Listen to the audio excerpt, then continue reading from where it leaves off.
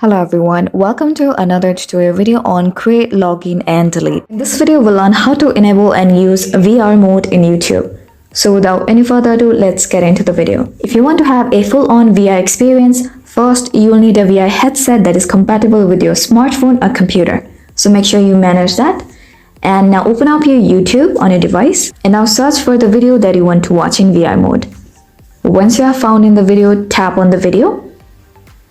And now you could simply tap on the cardboard-like icon at the lower right corner of the video or click on the settings gear located in the upper right corner of the screen. And now all you need to do is tap on watch in VR to enable VR mode.